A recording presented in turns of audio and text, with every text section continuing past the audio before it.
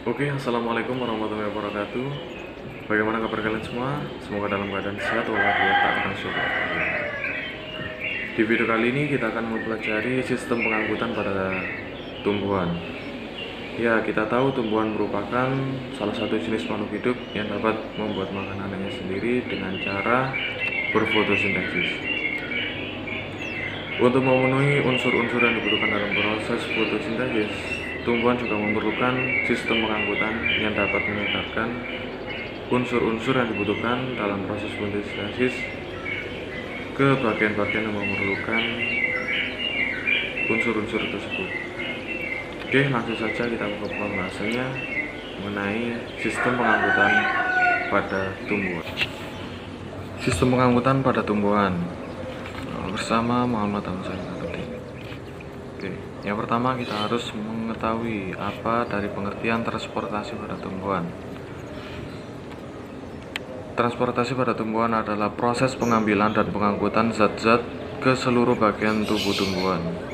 Pada tumbuhan tingkat rendah, misal ganggang, penyerapan air dan zat hara yang terlarut di dalamnya dilakukan melalui seluruh bagian tubuh.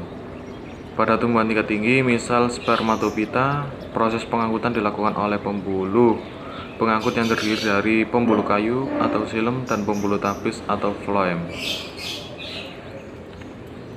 Ya, ini ya beberapa gambar yang menampilkan bagaimana proses transportasi pada tumbuhan. Oke, berikutnya tipe berkas pengangkutan. Pada tumbuhan memiliki 3 tipe berkas pengangkutan, yaitu 1. Tipe kolateral. Tipe kolateral ini dibedakan menjadi 2, yaitu kolateral terbuka dan kolateral tertutup. Kolateral terbuka artinya jika di antara xilem dan phloem terdapat kambium. Sebaliknya kolateral tertutup artinya jika antara xilem dan phloem tidak ditemui atau dijumpai kambium. Yang kedua, tipe konsentris. Tipe konsentris ini juga dibedakan menjadi 2, yaitu konsentris amfikibral dan amfifasal. Konsentris amfikibral artinya apabila xilem berada di tengah serta phloem yang mengelilingi xilem. Sebaliknya, konsentris amfisal artinya apabila phloem berada di tengah dan xilem mengelilingi phloem. 3. Tipe radial. Berbeda dari tipe lainnya, tipe radial ini artinya letak xilem dan phloem bergantian menurut jari-jari lingkaran tersebut. Oke, berikutnya jenis-jenis transportasi pada tumbuhan. Tumbuhan memiliki 4 jenis transportasi, yaitu pengangkutan ekstravaskular, pengangkutan apoplas, pengangkutan simplas, pengangkutan intravaskular. Pengangkutan ekstravaskular merupakan pengangkutan air dan garam mineral di luar berkas pembuluh pengangkut. Pengangkutan ini berjalan dari sel ke sel dan biasanya dengan arah horizontal. Pengangkutan air dimulai dari epidermis, bulu-bulu akar, kemudian masuk ke lapisan korteks, lalu ke endodermis, dan sampai ke berkas pembuluh angkut. Yang kedua, transportasi atau pengangkutan apoplas, yaitu menyusupnya air tanah secara bebas atau transport pasif melalui semua bagian tak hidup dari tumbuhan, seperti dinding sel dan ruang antar sel. Air melalui jalur ini tidak dapat sampai ke xilem dikarenakan terhalang oleh bagian endodermis yang memiliki penebalan dinding sel yang disebut dengan pita Kaspari. Untuk menembus halangan ini, air harus dipompa agar dapat melalui sel-sel endodermis. Pergerakan air tersebut akhirnya menjadi jalur simplas karena melalui sel-sel peresap atau sel-sel penerus. Yang ketiga, pengangkutan simplas. Bergeraknya air dan garam mineral menembus bagian hidup dari sel tumbuhan seperti sitoplasma dan vakuola melalui plasmodesma. Pada jalur simplas, air dapat mencapai xilem, bahkan sampai silinder pusat. Yang keempat, pengangkutan intravaskular. adalah proses pengangkutan zat yang terjadi di dalam pembuluh angkut, yaitu dalam silem dan floem. Proses pengangkutan dalam pembuluh angkut terjadi secara vertikal. Air dan mineral akan diangkut ke daun melalui pembuluh kayu atau silem. Sedangkan pengangkutan hasil fotosintesis dari daun ke seluruh bagian tumbuhan dilakukan oleh pembuluh tapis atau floem dan disebut pula dengan istilah translokasi. Oke, selanjutnya jaringan-jaringan pengangkut pada tumbuhan.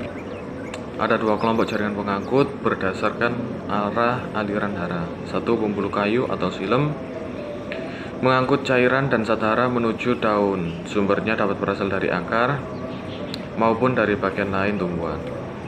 Yang kedua, pembuluh tapis atau floem mengangkut hasil fotosintesis terutama gula, sukrosa, dan zat-zat lain dari daun menuju bagian-bagian tubuh tumbuhan yang lain. Ya, ini adalah gambar penampang melintang akar dikotil dan akar tumbuhan monokotil. Oke, selanjutnya pembuluh kayu atau silem. Pergerakan air pada silem bersifat pasif karena silem tersusun dari sel-sel mati yang mengayu atau mengalami lignifikasi, sehingga silem tidak berperan dalam proses ini. Faktor penggerak utama adalah transpirasi. Faktor pembantu lainnya adalah tekanan akar. Akibat perbedaan potensial air di dalam jaringan akar dengan ruang tanah sekitar perakaran. Gaya kapilaritas hanya membantu mendorong air mencapai ketinggian tertentu, tetapi tidak membantu pergerakan. Oke. Silem tersusun atas parenkim silem, serabut silem, dan trakeit atau trakel. Ya, ini adalah gambar dari floem dan silem. Letak floem berada di luar dan letak silem berada di dalam. Pembuluh tapis atau floem. Berbeda dengan pembuluh kayu, sel-sel pembuluh tapis bersifat aktif dalam mengatur pergerakan hara di dalamnya. Dinding sel-selnya tipis dan memiliki struktur lubang-lubang. Sel-sel bulu tapis dihasilkan oleh kambium pembuluh dan setelah masak tidak kehilangan protoplas lama. Dalam sistem bulu tapis, biasanya sel-sel bulu tapis didampingi oleh sel-sel pengiring yang lebih kecil. Translokasi gula diatur oleh kebutuhan dari organ-organ pada jarak yang jauh dan bergantung pada tahap perkembangan tumbuhan. Floem memiliki beberapa bagian: parenkim floem, serat floem, sel bulu tapis, sel pengiring, dan sel albumin. Oke, selanjutnya penyerapan cairan oleh tumbuhan. Tumbuhan memperoleh bahan dari lingkungan untuk hidup berupa O2, CO2, air, dan unsur hara.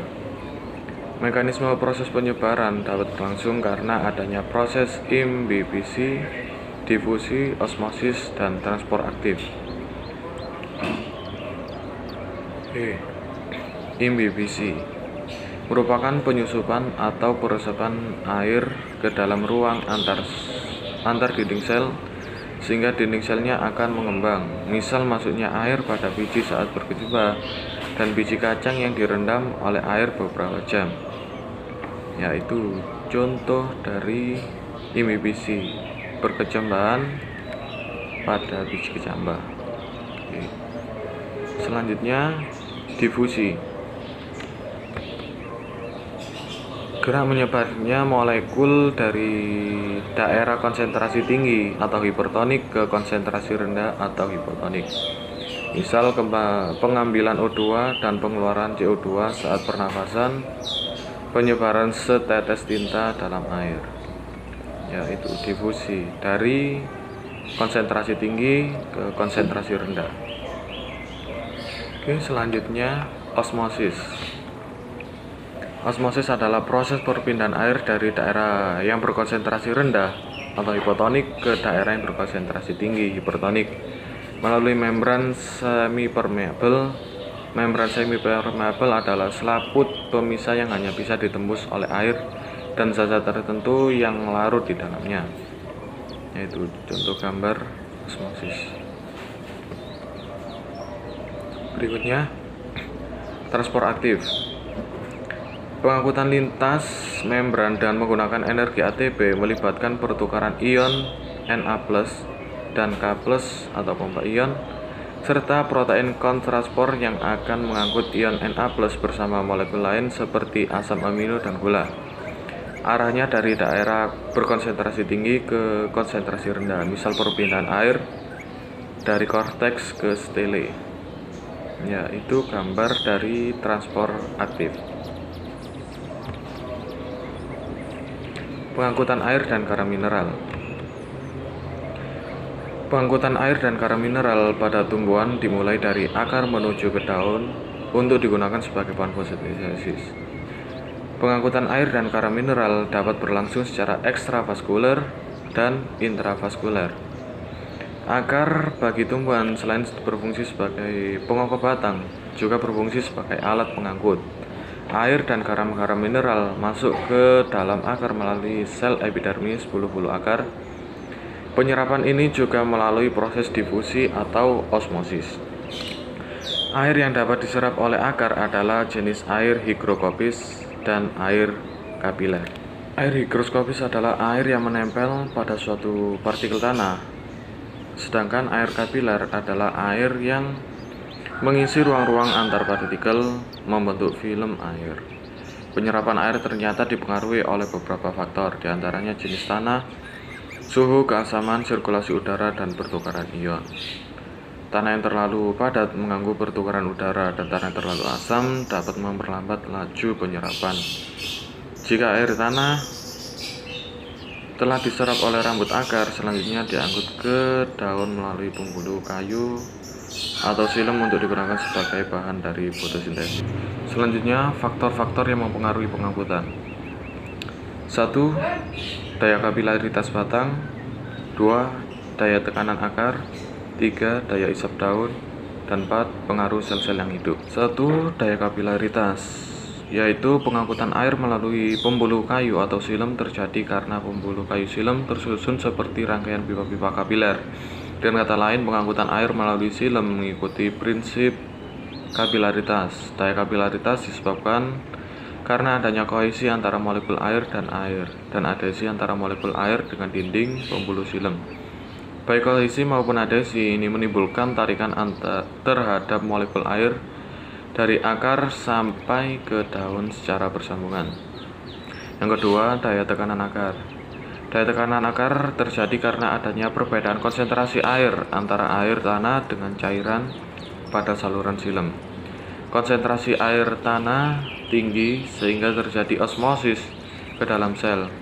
Jaringan akar menyerap semakin banyak air dan mineral karena air dalam akar bertambah, tekanan pun bertambah dan memaksa air masuk ke dalam silem dan naik ke batang dan daun. Tekanan akar pada setiap tumbuhan berbeda-beda. Besarnya tekanan akar dipengaruhi besar, kecil, dan tinggi rendahnya tumbuhan. 0,7 sampai 2,0 atmosfer. Bukti adanya tekanan akar adalah pada batang yang dipotong, maka air tampak menggenang di permukaan tunggaknya. Tekanan akar paling tinggi terjadi pada malam hari dan dapat menyebabkan merembesnya tetes-tetes air dari daun tumbuhan atau gutasi. Ketiga, daya isap daun. Menurut teori Dickson Joly menyatakan bahwa naiknya air ke atas karena adanya tarikan dari atas, yaitu ketika daun melakukan transpirasi atau penguapan. Air selalu bergerak dari daerah basah ke daerah kering, oleh karena udara di luar lebih kering daripada daun. Air menguap dari daun melalui stomata ke udara sehingga konsentrasi air di daun berkurang. Kekurangan ini akan segera diisi oleh molekul air di bawahnya. Dan demikian terjadi pergerakan air dari akar ke daun melalui silem. Ketiga, pengaruh sel-sel yang hidup.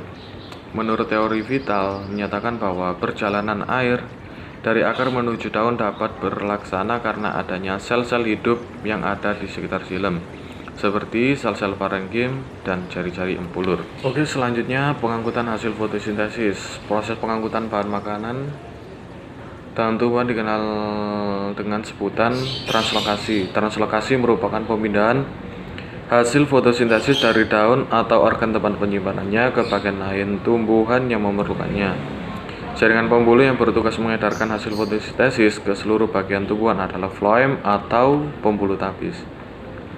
Ya, berikut ini adalah gambar dari fotosintesis. Oke, selanjutnya pengeluaran cairan oleh tumbuhan. Tumbuhan melakukan 3 aktivitas untuk mengeluarkan cairan oleh tumbuhan, yaitu 1. Transpirasi, 2. Gutasi, 3. Perdarahan. Transpirasi adalah terlepasnya air dalam bentuk uap air melalui stomata dan cuticula ke udara bebas atau evaporasi. Semakin cepat laju transpirasi berarti semakin cepat pengangkutan air dan zat hara terlarut. Demikian pula sebaliknya. Alat untuk mengukur besarnya laju transpirasi melalui daun disebut potometer atau transpirometer. Kedua, gutasi.